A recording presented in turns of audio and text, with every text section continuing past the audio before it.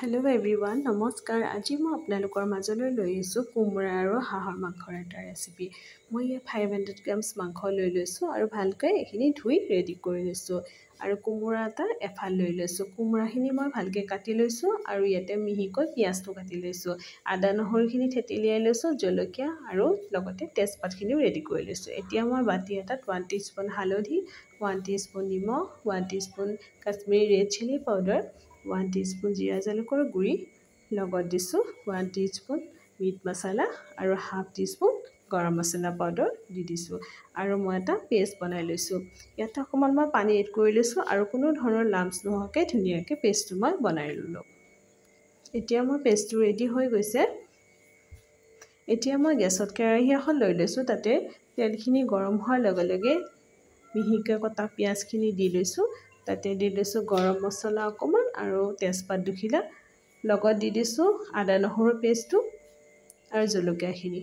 এতিয়া মই অকণমান ব্ৰাউন হোৱাকৈ এইখিনি ভাজি লৈছোঁ আৰু যিটো মই পেষ্ট বনাই লৈছোঁ মছলাৰ পেষ্টটো ইয়াৰ ওপৰত এড কৰি দিছোঁ আৰু 2 মিনিটৰ বাবে এই মছলাৰ পেষ্টটো মই লৰাই থাকিম। এতিয়া মই 2 মিনিট এই পেষ্টটো লৰাই আছোঁ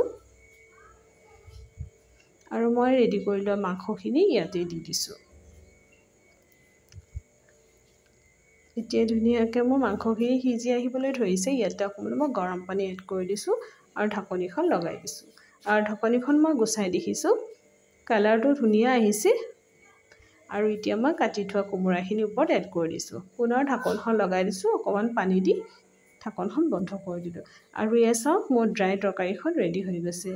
মই পানীটো কমকৈ এড কৰিছোঁ আৰু তৰকাৰীখন ড্ৰাইকৈ বনাইছিলোঁ। খাবলৈ খুব টেষ্টি আছিলে। আপোনালোকেও এনেদৰে বনাই খাই চাবচোন বাৰু।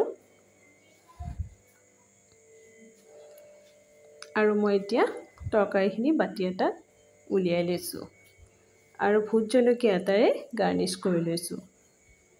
যদি ৰেচিপিটো চাই আপোনালোকে ভাল পালে তেনেহ'লে লাইক, শ্বেয়াৰ আৰু ছাবস্ক্ৰাইব কৰি দিব। পুনৰ আকৌ এটা ভিডিঅ'লৈ আপোনালোকক লগ পাম।